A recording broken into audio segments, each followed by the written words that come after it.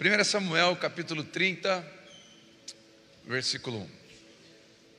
3 dias depois, quando Davi e seus homens chegaram na cidade de Ziclag, viram que os amalequitas haviam invadido Neguebe e atacado Ziclag. Tinham destruído e queimado a cidade. Não mataram ninguém, mas tomaram como prisioneiros as mulheres, as crianças e os demais e foram embora. Quando Davi e seus homens viram a cidade queimada e se deram conta de que havia acontecido com suas esposas e seus filhos e filhas, lamentaram e choraram em alta voz, até não aguentar mais. As 2 esposas de Davi, Abigail e Aionã, do Carmelo, esposa de Nabal, estavam entre os que foram capturados. Davi ficou muito aflito, pois os homens estavam amargurados por terem perdido seus filhos, suas filhas, e começaram a falar em apedrejá-lo. Mas Davi encontrou forças no Senhor, o seu Deus. Então disse ao sacerdote Abiatar: traga o colete sacerdotal. E Abiatar, o filho de Aimeleque, o trouxe. Davi perguntou ao Senhor: devo perseguir este bando de saqueadores? Conseguirei eu apanhá-los? E o Senhor lhe respondeu: sim, vá atrás deles, certamente conseguirá recuperar tudo que foi tomado de vocês. Davi e os 600 homens partiram e chegaram ao ribeiro de Bessó, onde ficaram alguns deles. 200 dos homens estavam exaustos demais para atravessar o ribeiro, e Davi continuou a perseguição com os outros 400. No caminho encontraram um rapaz egípcio no campo e o levaram até Davi. Deram-lhe um pouco de pão para comer e água para beber. Também lhe deram um pedaço de bolo de trigo e 2 bolos de passas, pois havia 3 dias e 3 noites que não comia nada e nem bebia. Em pouco tempo recuperou a força. Davi lhe perguntou: a quem você pertence e de onde veio? Sou egípcio, escravo de um amalequita.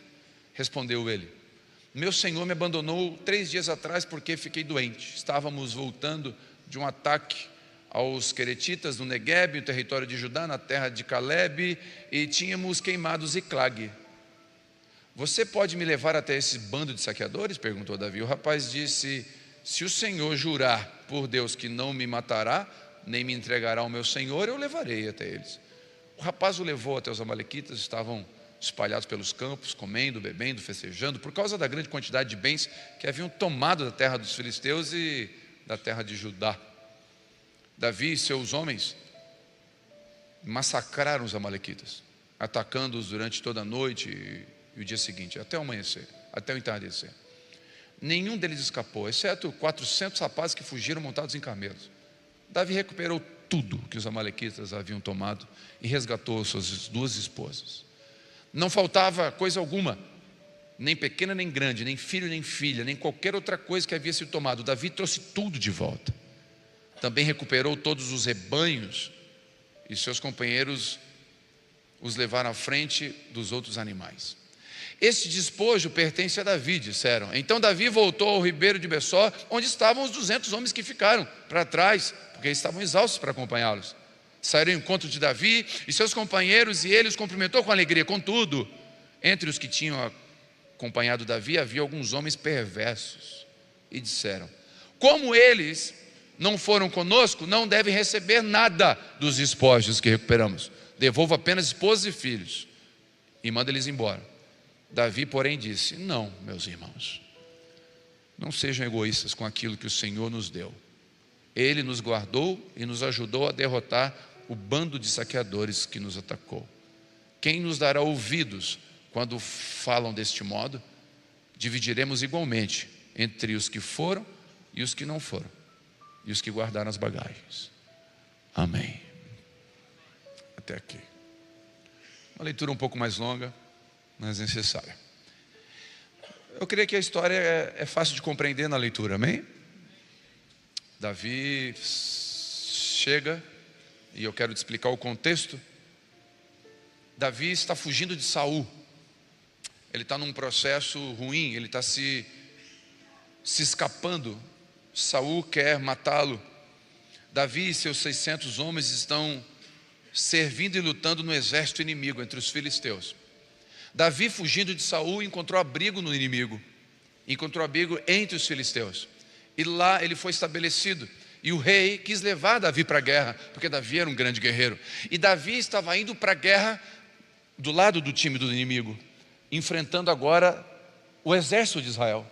Então Davi, fugindo de Saul, encontra abrigo entre o inimigo, e ele vai guerrear contra o seu povo. No meio do caminho, alguns generais dizem: rei, esse cara é o Davi. Lembra da música que cantavam, que Saul matou milhares, mas Davi matou dezenas de milhares? Esse cara pode se voltar contra nós a qualquer momento e matar a gente. Aí o rei disse: Davi, volta para casa, volta, não vá para a guerra. Davi não entendeu: Senhor, eu não fiz nada. Volta. Ele voltou. Quando ele volta, ele encontra essa cena. A cidade de Ziclag, onde ele tinha os seus 600 e suas esposas e filhos estavam queimada. Levaram tudo, levaram esposas, levaram filhos. As pessoas que estavam com ele ficaram indignados, queriam apedrejar Davi. Afinal, a gente estava indo atrás de Davi. E olha o que aconteceu. A culpa é de Davi. E Davi encontra força no Senhor, chama o sacerdote, traz o colete, ele invoca a vontade de Deus e pergunta para Deus: Senhor, devo correr atrás desses saqueadores? E Deus fala: pode ir, você vai pegar tudo de volta. E ele vai atrás, no meio do caminho, 200 ficam na beira de um rio. Estão cansados, fracos, e eles ficam ali, não conseguem continuar. 400 continuam. No meio do caminho encontra um egípcio, escravo. E esse cara está mal, está bem ruinzinho, 3 dias sem comer, 3 noites. Eles dão comida, dão água, ele recupera força. Davi pergunta para ele: quem é você? Ele fala: eu sou egípcio. O meu povo foi o que saqueou Ziclag, foi o meu senhor. E Davi fala: me mostra. Ele fala: nossa, só promete que tu não vai me entregar na mão dele depois, nem me matar. Tá bom, eu prometo. E ele entrega, e Davi recupera tudo, mata, 400 fogem de camelo, e ele volta para casa com tudo. No meio do caminho encontra aqueles 200 que não conseguiram chegar até a final da guerra, e aí os 200 vêm: ei, Davi, ei! E eles vão pegando ali as esposas e os despojos. Aí tem uns invejosos dos que venceram. O texto diz que eles eram maldosos, e disseram assim: não divide não. Eles não foram, não tem moral para estar ganhando nada do que a gente conquistou. Dá só a esposa e o filho de volta. E Davi falou: não é assim que funciona. Foi Deus que nos deu a vitória. Se foi Deus que nos deu a vitória, o mérito não é nosso. E se o mérito não é nosso, nós dividiremos os despojos com todos. E ele divide os despojos com todos.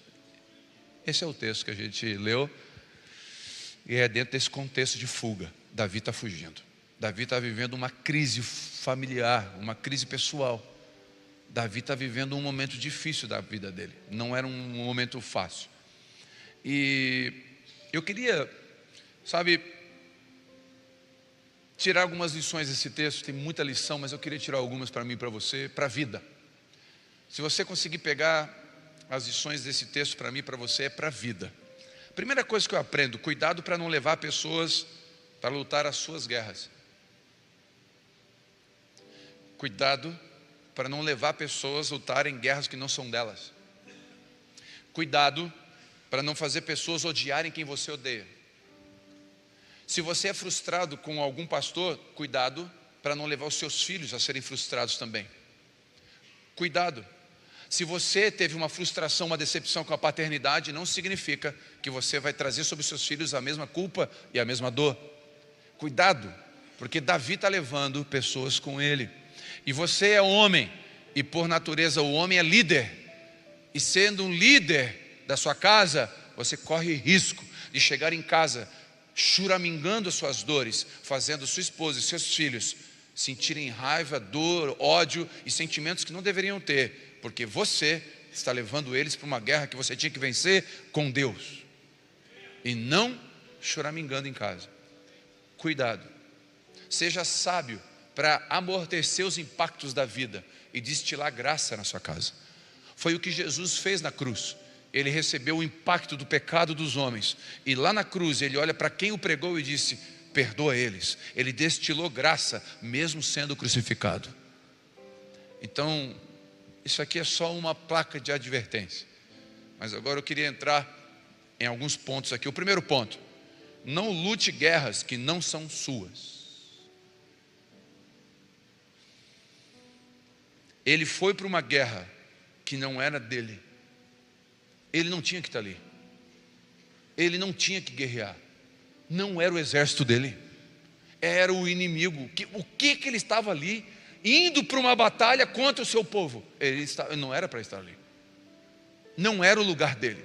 E ele saiu. Quando estamos lutando guerras que não são nossas, perdemos a que deveríamos lutar.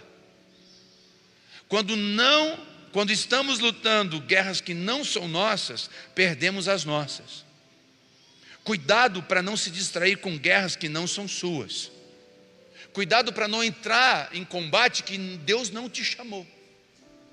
Eu lembro, uma pequena história, não lembro, eu creio que eu já contei aqui, de duas famílias vizinhas que uma comprou para o filho um labrador, um filhote. O outro comprou para o filho, dois filhos vizinhos assim, comprou um coelho.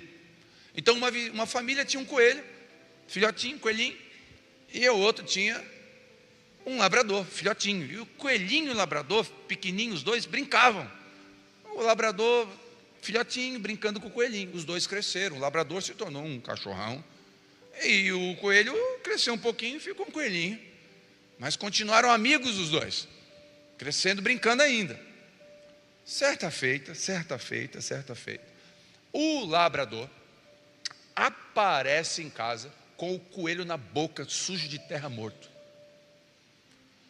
O vizinho pensou: meu Deus. O vizinho do coelho tinha ido viajar, e ele pensou: meu Deus, como que a gente dá notícia para o vizinho que o nosso cachorro matou o coelho de estimação dos 3 filhos dele? Esse coelho tem nome, sobrenome, CPF, conta no Nubank. Esse coelho tem tudo. Tem o pai de pet, a família ela ama aquele coelho. Como que a gente dá essa notícia? Aí eles pensaram: faz o seguinte, vamos lavar o coelho, secar, vamos botar na frente da porta da casa deles. Eles vão chegar e vão dizer: morreu. E quando eles virem aqui, eles vão dizer: faz de conta que a gente não sabe nada. O dono do labrador tirou o coelho da boca do labrador, pegou uma vara, uma cinta e bateu nesse labrador. O labrador. Mas esse labrador apanhou. Esse cachorro apanhou. Nunca mais morde, bate o coelho dos outros. Esse labrador foi para a casinha. Chegou o dono, o vizinho. Começaram a chorar, ele já ouviu o choro. Eu falei: meu Deus. Aí vem o vizinho: vizinho, que foi? Olha aqui. Um desastre. Isso.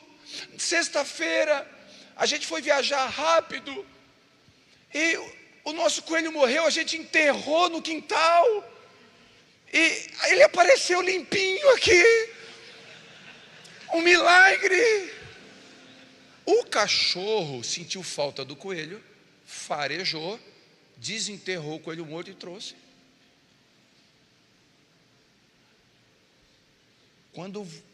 Quantos coelhos você já desenterrou que não era para desenterrar e depois apanhou?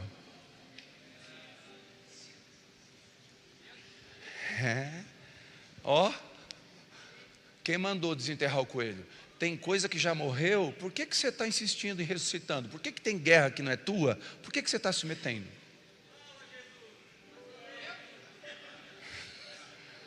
Pega o labrador, Jesus.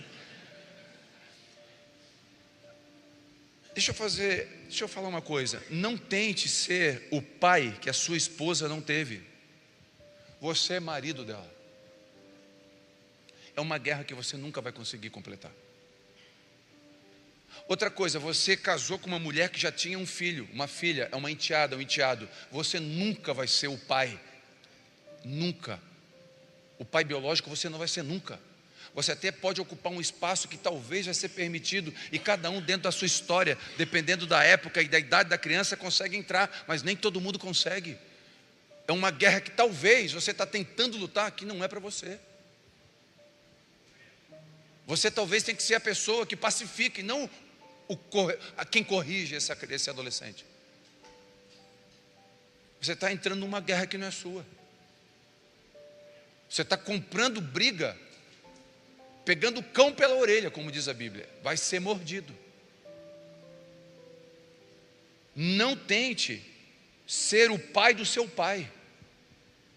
Você não é o seu lugar. Tem gente aqui sofrendo porque está tentando ser o pai do pai. Não, mas meu pai está meio assim. Ele é seu pai, você ainda é filho. Não interessa a idade dele. Não pensa que você sabe mais, não. A honra não tem prazo de validade. Tem que honrar os pais até o final. Ah, mas o meu pai fez coisas, ok, vai pagar se for preciso, e se for preciso vai ser preso, sei lá, não importa o que ele fez. Agora, você não tem o lugar de pai dele. É uma guerra que você não deve entrar. Cuidado para não salvar o casamento do seu amigo e perder o seu.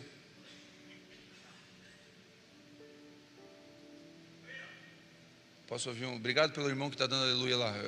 Depois se alguém dá um dinheiro para ele, eu quero abençoar ele. Glória a Deus. Tem só um dando aleluia, o resto está discordando da palavra.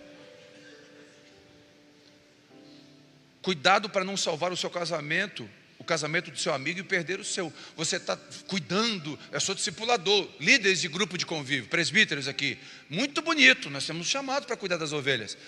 Mas o primeiro chamado é a nossa casa. O primeiro chamado é a nossa casa. As minhas filhas sabem disso. A igreja sabe disso. Entre você e a minha esposa, perdeu mané. Perdeu mané é uma frase ruim, né? Lembra coisa ruim.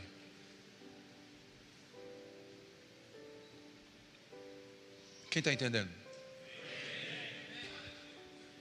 Cuidado, para não ser o cara legal da empresa que ajuda todo mundo, mas não faz bem o seu papel. Vai ser mandado embora.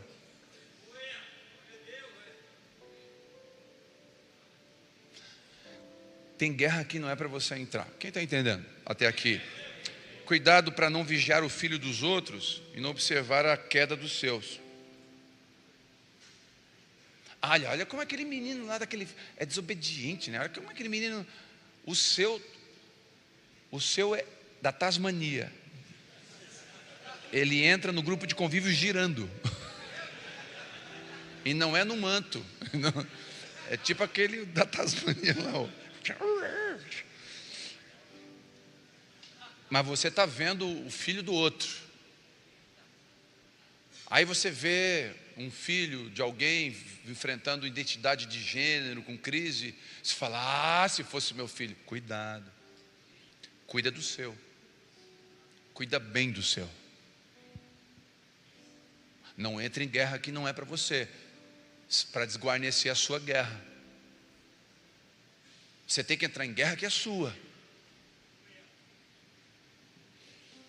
Cuidado para não defender tanto sua teologia e esquecer de praticá-la. Cuidado. Desculpa, com todo respeito, eu acredito que a internet é uma bênção. A internet é uma bênção. Mas tem muitos teólogos de internet que defendem com unhas e dentes, brigam por sua teologia, mas esquecem de praticá-las. E cuidado para não ser um crente que vem na igreja, ora em línguas, mas não guarda a língua. É maledicente, maldiz. Sempre alguém está errado. Sabe aquela pessoa que, se ela vai embora da empresa, a empresa está errada? Sempre alguém está errado. Ele nunca está errado. Cuidado, você está entrando em guerra que não é sua. Cuidado. Só um amém, tá bom? Tá bom. Segundo, cuidado com aquilo que tem valor. O inimigo sabe que as coisas que você pode comprar, você compra. O diabo sabe disso. O diabo sabe disso, que um carro se compra, uma casa se compra, se vende, coisas materiais vão e vêm, crises derrubam impérios, milionários ficam sem nada. Jogadores de futebol que foram milionários dependem de ajuda. A gente percebe que coisas vão e vêm, mas pessoas não tem preço. Amigos não tem preço. Casamento não tem preço. Cuidado para não dar preço no que tem valor. Quando você perde coisas, você perde algo. Quando você perde saúde e caráter, você perde muito. Mas quando você perde pessoas, você perde tudo.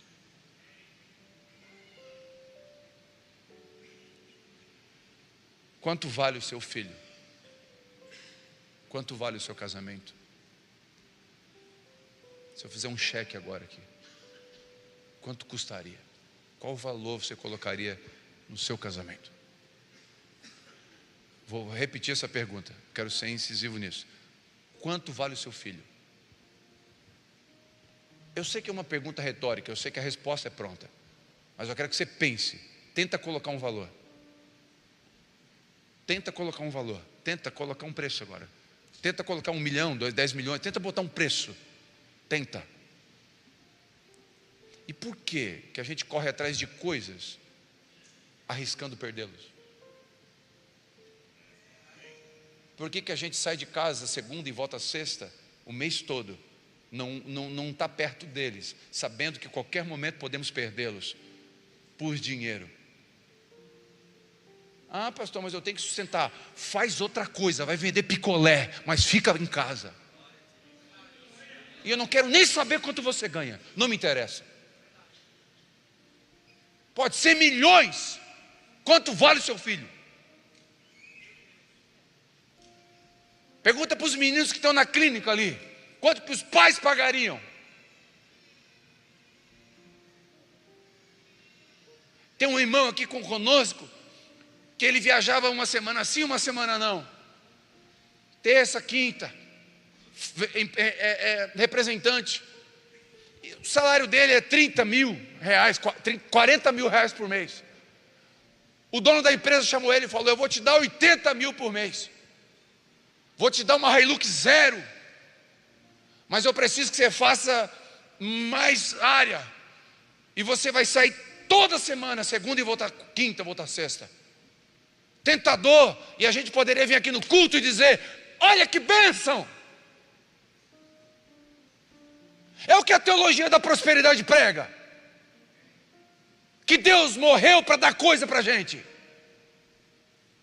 E a gente poderia vir aqui no testemunho: olha, eu ganhava 40, agora eu ganho 80, e eu tenho mais um carro novo, e aí?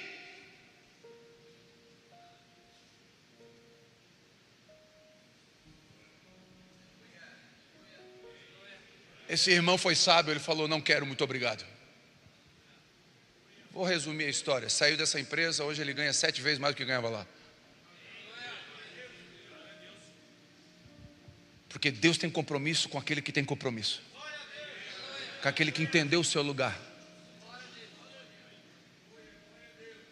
que entendeu o seu lugar, entendeu a sua função. Eu já contei aqui, mas eu não canso de lembrar disso. Quando eu estava em Belo Horizonte, no exército, eu ia ficar 3 anos lá, com 1 ano de estadia lá, minha esposa ficou num quadro de burnout, a minha filha chorava, 3 da manhã eu acordava, com a minha filha de 10 anos chorando no quarto, eu dizia: que foi, filha? Eu estou com saudade, eu não quero morar aqui, é uma adaptação cultural diferente, as duas são mulheres, eu sou militar, elas não. Eu chamei o meu comandante, coronel, falei: coronel, eu preciso voltar para Criciúma. Ah, mas você não vai conseguir voltar. Coronel, o senhor não está entendendo, eu tenho que voltar para Criciúma. Não, mas você não vai conseguir, então está tudo bem, eu quero assinar, eu estou indo embora. 18 anos de exército. Como assim tu vai embora, 18 anos de exército? Qual a sua formação? Eu falei: minha formação é trabalhar. Com 11 anos de idade eu ganhei uma enxada do meu pai. Eu sei trabalhar. Eu vou para casa, porque eu não vou deixar minha esposa entrar num quadro irreversível. Depois uma esposa num quadro irreversível de depressão. Quanto custa para tirar? Se dá para tirar. Falei: coronel, eu estou indo embora, eu vou dar baixa do exército. Eu falei bem assim: eu vou comprar um saveiro, vou botar 2 máquinas de cortar grama em cima e vou trabalhar e sustentar a minha casa. Porque o que sustenta a minha casa não é o exército, é o Senhor. De onde vem o seu dinheiro? Responda para mim e para você mesmo. De onde vem o seu dinheiro? Se vem do Senhor, não troque o que tem preço por aquilo que tem valor. Quem te sustenta é Deus, não é o CNPJ que você tem. Quem te sustenta é o Senhor.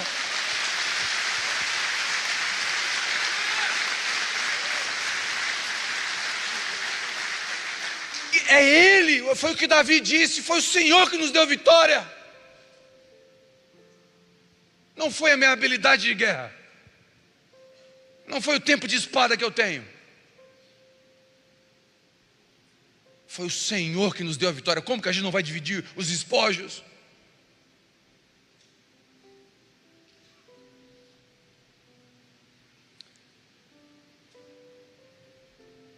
Eu oro que Deus levante homens que são apaixonados por sua casa, que não tem medo de enfrentar nada, que não negocia valores e princípios, não importa a consequência que vai ter, que anda de carro velho 15 anos se for preciso, mas não abre mão de cuidar da casa.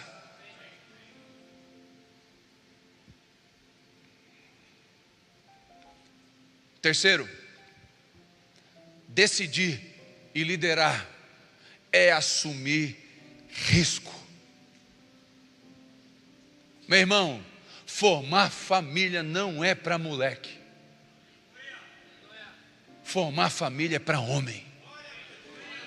Porque você vai tomar decisões que envolvem a vida de pessoas. Uma decisão errada pode destruir.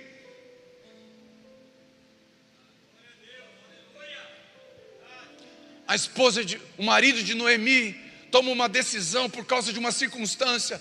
Faltou pão, ó a crise, o governo, olha aí, a recessão. Aí o povo, vamos para outro lugar. O cara pega os filhos, a esposa e vai para outro lugar. Os filhos morrem, ele morre, a esposa tem que voltar para casa. Vem Noemi, Ruth, volta, viúva, sem os filhos, porque um homem decidiu errado. Decisões, as nossas decisões envolvem pessoas.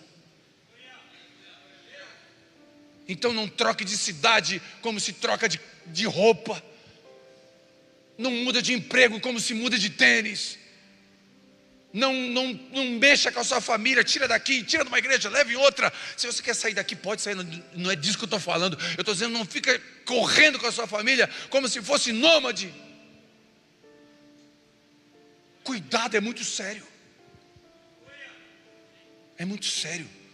Liderar de verdade é correr riscos. Então faça o que Davi fez. Ele viu que ele errou. Davi viu que errou. Ele foi no Senhor e recobrou as forças. Aí ele fala, daqui o colete sacerdotal, chama o sacerdote. Por que ele não chamou o sacerdote antes de ir para a guerra? E perguntar, Senhor, essa guerra aí é para mim ir? Não, ele não perguntou e foi. Agora que ele foi atacado, ele pergunta, Deus, agora eu vou atrás do inimigo ou não? Por que não perguntou antes? Aí tem homens vindo aqui, por favor, me entenda, cada um na sua realidade. Tem homens aqui que não conheciam o Senhor, nunca ouviu uma palavra como essa. Talvez tenha homens aqui que usou cocaína antes de vir para o culto. Tem de tudo aqui no meio. Mas esse é um lugar, aqui é um hospital, aqui é um lugar para curar pessoas doentes mesmo. Está tudo bem, tem gente que está vindo aqui que não é fiel à esposa, está tudo bem. Ele não aprendeu. Mas escute.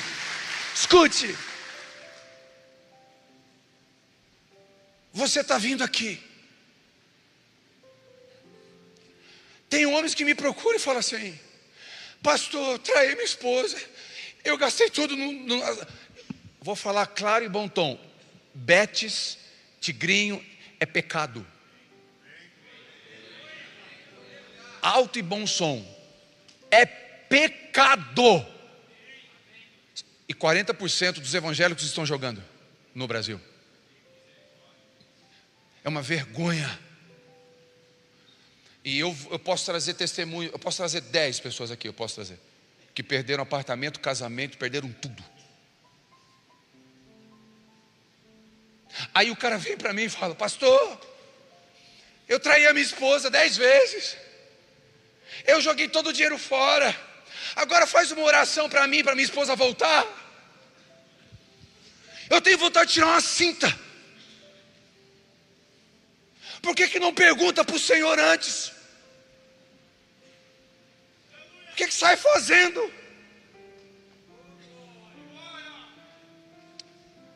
Aí quer tomar conselho, a empresa está falindo, aí quer tomar conselho, mas antes não pergunta. Não tem a humildade de sentar com alguém que sabe mais e falar: cara, como é que administra? Me ajuda. Orgulho nos mata, soberba nos mata, humildade nos traz vida. Davi foi humilde para dizer: eu vou consultar de novo. Eu não consultei a primeira, foi, perdão, Senhor, mas eu vou consultar agora.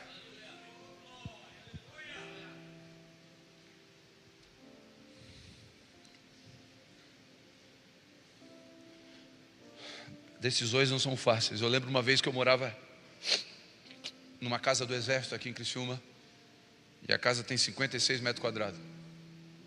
Só que eu morava numa casa no Morro Estevão que tinha 200 metros quadrados. A casa tinha 200 metros quadrados, 1000 metros quadrados de terreno. E aí surgiu a oportunidade de eu morar na casa do exército, 58, 56 metros quadrados.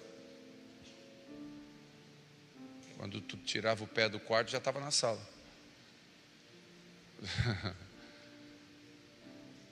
Aí eu falei: amor, vamos lá ver a casa que o exército disponibilizou para a gente, direito.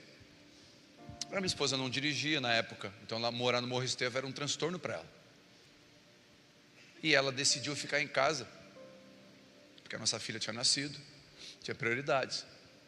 Então ela não estava trabalhando. Então eu pensei: eu alugo a minha casa de lá, do Morro Estevão, com o dinheiro que sobra de aluguel lá eu consigo suprir algumas necessidades da casa. Ela não precisa de carro mais, porque ela vai estar no centro. Eu fiz uma conta, eu fui orar: Senhor, é para mim me movimentar? E o Espírito Santo foi claro comigo: é. Pronto, fui levar ela para ver a casa. A casa parecia uma saírinha de 7 cores. O quarto era uma cor, o teto outra. A casa era uma vergonha. Aí o chão era taco, soltando.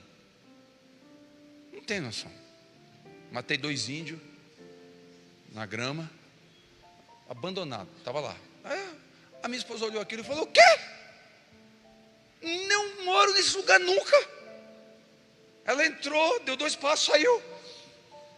Isso aqui, olha aqui, isso aqui, minha filha vai machucar o pé. Eu pensei comigo: um aluguel de lá, eu boto piso, pinto. Não, amor, isso aqui em 1 mês está resolvido. Não, eu não venho para cá de jeito nenhum. Eu falei: amor, nós vamos vir para cá. Mas eu não, vai vir tu. Eu falei: não, vai vir eu, você e a Vitória. Não venho. Tu falou com Deus? Eu falei: falei. E o que ele disse? Ele disse para a gente vir. E se eu não me adaptar? A mulher gosta, não. É um show, né, cara? É um show, né, cara? Se eu não me adaptar, e se claustrofobia, e se não sei quem, se não sei quem, se não sei quem. Eu falei: mas se der tudo errado, eu falei para ela, daqui a 3 meses, se a gente se mudar e der tudo errado, eu assumo a responsabilidade, entrego a casa de volta, pago a multa e volto para a casa antiga. Mas Deus mandou vir. Pintei a casa, perguntei a cor que ela queria. Algumas coisas é sabedoria só, né? O que você acha de cinza? Não, tá. Troquei o piso. 3 meses depois ela me chamou: amor, sabe aquela decisão de vir para cá? Eu falei: sim, amor. Eu queria te agradecer por não ter me ouvido. Estou tão feliz aqui. E foi um dos momentos mais felizes que a gente teve aqui em Criciúma. Mas eu corri risco. A gente corre riscos. Agora você está correndo risco ouvindo um coaching? ou correndo o risco ouvindo o Espírito Santo. É o que vai fazer a diferença na sua decisão. E ainda assim a gente pode errar. Quem concorda comigo? Mesmo crendo que é Deus falando, a gente pode errar. E se errar, teremos que ter humildade para bater no peito e dizer: eu errei, eu não ouvi bem o Senhor. E eu te abençoo. Se você tomou decisões erradas, você não ouviu bem o Senhor, que Deus te dê graça para dar a volta nessa história, para você dar a volta nessa situação. Quem está comigo até aqui? Aprenda uma coisa: a grande maioria das pessoas não celebram você, celebram seus resultados. Quando os resultados são ruins, elas te deixam. Por isso, valorize aqueles que estão com você desde o começo, quando você não tinha resultado nenhum. Valorize essa mulher que está do teu lado. Ela está acima do peso, ela teve 2 filhos, ela entrou em depressão, ela não está a mesma menina que você conheceu, ela não tem o perfume que aquela representante que vem na tua empresa tem. Cuidado, valorize a mulher que está do seu lado, invista nela. Quer um conselho? Paga uns procedimentos. O Chevette vira um Camaro.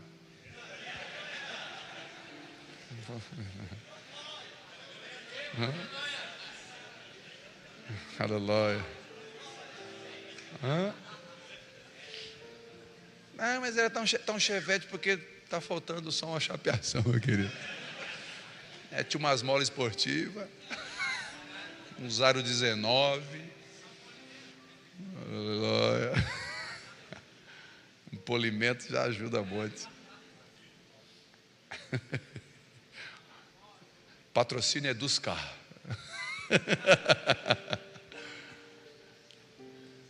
Valorize quem está com você. Valorize amigos que estão com você quando você não tinha, não era. Valorize essas pessoas. Amém? Valorize, valorize. Isso é importante. Esse é um princípio de honra. Valorize o que não tem preço. Valorize o que não tem preço, é importante. Valorize a família, valorize amigos, valorize os filhos, valorize a esposa. Quarto, a força que você precisa vem de Deus. Quem recebe isso? Mas Davi encontrou forças no Senhor seu Deus. Sua força não está nos elogios, nos acertos, nos erros.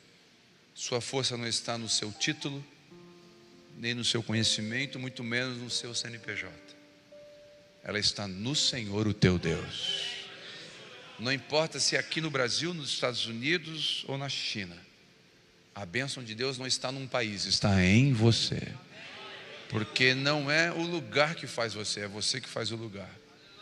Porque Deus, se tu uma bênção, você é uma bênção. Quando se sentir fracassado, derrotado, falido ou perdido, levanta os seus olhos e a sua voz em oração. Ele sempre está pronto para te fortalecer. Não tem dor, não tem desespero, não tem falência, não tem problema que resista a 5 minutos de oração, a 5 minutos derramando lágrimas nos pés de Jesus. Não tem problema.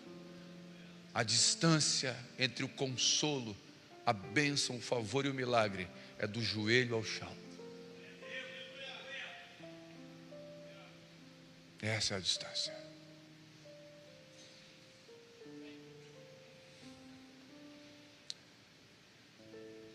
Salmo 128, 7, recebe onde você está.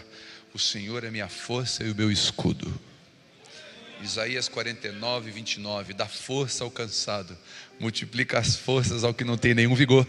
Os jovens se cansarão e fadigarão, os moços certamente cairão, mas os que esperam no Senhor renovarão as suas forças, subirão com asas como águias, correrão, não se cansarão, caminharão e não se fadigarão. Aqueles que esperam no Senhor. Salmo 73, 26, minha carne e o meu coração desfalecem, mas Deus é a minha fortaleza do meu coração, é a minha porção para sempre. Filipenses 4,13, posso todas as coisas naquele que me fortalece. Quinto, Davi recorre ao conselho de Deus. Davi recorre a Deus, consulta a Deus. Davi faz o que deveria ter feito antes. Davi não anda na sua experiência de guerreiro. Ele não confia no seu currículo, mas ele se inclina para Deus, ali se fortalece. Davi usa a força que Deus está lhe dando para fazer o que Deus quer, não o que ele acha certo. Sabe, irmãos, nós corremos riscos de correr atrás do vento. A faculdade que você está fazendo é vontade de Deus ou necessidade sua de provar para alguém que você pode? Aí você vai concentrar força numa faculdade, dinheiro numa faculdade, simplesmente por orgulho. Deus quer que você faça. Tomar o conselho de Deus é sábio. Quando a gente reúne o presbitério aqui para orar, uma das frases que mais nos conduz aqui é essa. A gente começa a orar, a gente sempre ora assim: Senhor, estamos aqui nessa noite buscando o teu conselho. Eu vou perguntar para eles o que eles acham, eles vão falar, a gente vai decidir, mas a nossa oração é: nós queremos o teu conselho. O que o Senhor tem para essa igreja? O Senhor quer que a gente compre um terreno e construa? O Senhor quer que a gente abra a igreja por aí? Por que a Abba Pai não abriu igrejas por aí ainda? A gente já teve centenas de convites. A gente poderia ter literalmente a Abba Pai nos 5 continentes, em todos os estados brasileiros. Por que a gente não fez isso? Porque a gente tem que ouvir a voz de Deus para nós. Pode ser que Deus queira um dia, pode ser e não seja o tempo. Deus nos esteja preparando para isso um dia. Pode ser que isso nunca aconteça, porque a vontade de Deus ainda é melhor. A pressão, ela vai vir. Pressão vem direto. E agora, vamos construir ou não vamos construir? Porque se você ouvir Deus, Ele vai estar com você. Se você for lutar a guerra que não é sua, os inimigos vão atacar Ziclag. E lutando uma guerra que não é sua, você vai perder os seus. Mas lutando a guerra que Deus mandou, Deus protege os seus. Deus protege os seus. A Bíblia diz, é um detalhe no versículo, eu amo esse detalhe, mas a Bíblia diz que Jesus mandou os 70, 72, depende do evangelho, discípulos de 2 em 2, amém? O texto diz que Jesus, enviando eles, foi para a cidade deles. É como se Jesus dissesse: tá bom, Telmo, eu quero que você vá para Curitiba. Tá bom, Senhor, e o Senhor? Eu vou ficar aqui em Criciúma. Eu vou cuidar de Criciúma. Eu vou cuidar da sua casa. Mas Ele só faz isso quando você está lutando e fazendo o que Ele pediu para você fazer. Não quando você está lutando a sua guerra, construindo o meu império. Quando eu estou lutando a minha guerra, fazendo a minha vontade. E aí na igreja evangélica entrou umas coisas, uns determinismos que não é bíblico. Eu determino. Você não determina nada. Você se submete àquele que é todo poderoso para determinar tudo. Ainda a oração do Pai Nosso é: seja feita a tua vontade. Ainda é: se Deus quiser. Se Deus quiser não é oração de fraco, é oração de quem depende. E no mundo, dependência é coisa ruim. Dependência química, dependência emocional, dependência financeira, é ruim ou não é? Ok, mas no reino de Deus, dependência de Deus é virtude. É virtude. E no final de qualquer oração, seja feita a tua vontade. No final de toda oração, se Deus quiser. Porque Ele ainda é soberano.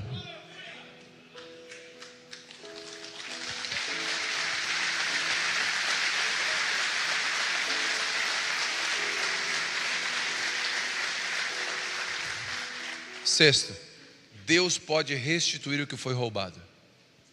Vou repetir. Deus pode restituir o que o diabo roubou. Deus pode restituir o que foi roubado, saqueado. A alegria do seu casamento, o coração do seu filho que você perdeu, a saúde financeira da sua casa ou da sua empresa, amizades que foram embora. Deus é poderoso para restituir. Não é culto da restituição, não é campanha da restituição, mas Deus é poderoso para fazer restituição. Busque o Senhor e acredite que Ele pode, Ele tem força para restituir a alegria da salvação, a alegria de acordar pela manhã e ter Cristo, a coisa mais importante da vida. Eu queria orar por aqueles que perderam seu casamento e ainda tem chance de recuperar, não morreu totalmente. Pastor, o que é um casamento que não morreu totalmente? É um casamento que houve a separação, até o papel, divórcio, tudo, mas o outro ainda não oficializou um casamento. Enquanto o outro não oficializou um casamento, eu acredito que tem esperança. Quem entende o que eu estou falando? Eu tenho um irmão aqui que ficou 8 anos separado. 8 anos. Deus restituiu o casamento dele. Congrega aqui, já batizou nas águas, a esposa ama Jesus, por quê? Porque Deus é poderoso para restaurar. Então não tem tempo aqui, aqui tem marca. Então casou de novo, assumiu outra aliança, morreu. Não tem como recuperar isso aqui. Fechou. Não ocorreu isso ainda? Há esperança. Seu filho está vivo? Se ele está vivo, tem esperança de restaurar o relacionamento seu com ele. Sua filha está viva? Tem esperança de restaurar. Seu pai de sangue está vivo? Tem esperança de restaurar o relacionamento entre vocês dois. Sua mãe, seu irmão de sangue está vivo? Tem esperança. E eu queria orar por aqueles que querem que restitua algo que foi perdido. Só sentado mesmo. Só levanta a sua mão se você... Eu preciso recuperar o que o diabo roubou. Eu preciso recuperar o que o diabo roubou. O diabo roubou coisas da minha vida e eu não acho mais. Senhor Jesus, eu oro agora por esses homens que levantaram as suas mãos, reconhecendo que precisam que o Senhor traga de volta. Nós estamos aqui te consultando, devemos. O Senhor é o Senhor sobre essa causa. O Senhor quer restaurar de volta, o Senhor quer trazer de volta. Se o Senhor quer, nós estamos aqui dizendo amém para a tua restauração, Senhor. E eu oro aqui para que casamentos de anos sejam restaurados, anos de separação, relacionamentos de amizades de anos, décadas, relacionamentos familiares destruídos, quebrados. Você já está triste porque o Natal está chegando e você não vai ver aquela pessoa, você não vai na festa. Deus vai trazer restauração para o seu relacionamento. Deus, por favor, restitui naquilo que foi roubado. Quem recebe essa oração? Sétimo, e eu encerro. Você será provado na abundância. Sétimo, e eu encerro. Você será provado na abundância. Pastor, na abundância? É. Davi foi provado quando ele veio com os despojos. Divide ou não divide? E Davi poderia falar: vocês não foram, está aqui a esposa, filho, despojo não. Eu vou dizer uma coisa que eu acredito. Teologicamente, alguém pode discordar de mim, está tudo bem. Mas eu acredito que Davi tinha os pés na lei, mas o coração na graça já. Não é à toa que Jesus é chamado o filho de Davi, porque Davi não devolvia, na lei, ele devolvia na graça. Ele diz: Deus foi bom conosco, eu não vou devolver. Eu não vou tratá-los pelo abandono, pela fraqueza. Eu vou tratar com bondade. Eu oro para que nós sejamos homens que andamos, sim, com os pés nas escrituras, mas o coração encharcado de graça. Encharcado de graça para botar na mesa pessoas que talvez não merecem. De você abençoar pessoas da sua família, que você diz: aquele meu primo, aquele meu irmão não merece. É verdade. Mas você escolhe, Davi, ser um homem que anda na lei ou um coração na graça. Não devolva com a mesma moeda, anda uma milha a mais. Eu te abençoo que seja um homem que ande 1 milha, 2 milhas a mais. Que a graça que você deseja para os seus filhos, a graça e o perdão que você busca todo dia para os seus pecados, você também tenha disponível para derramar para aqueles que estão perto de você. Que você seja rigoroso com você, que eu possa ser rigoroso comigo mesmo e flexível com o meu próximo. Que nós possamos ser homens segundo o coração de Deus, porque Davi era um homem segundo o coração de Deus. Quem recebe essa palavra nessa noite? Fica de pé, por favor. Aplaude Jesus. Se é para Jesus, pode ser bom daí.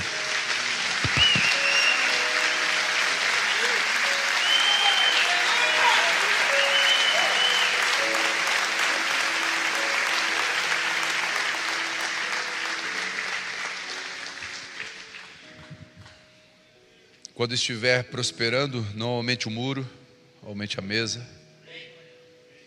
Deus pode nos dar vitórias públicas. Posso ouvir amém? Se publicamente decidimos dar glórias a Ele.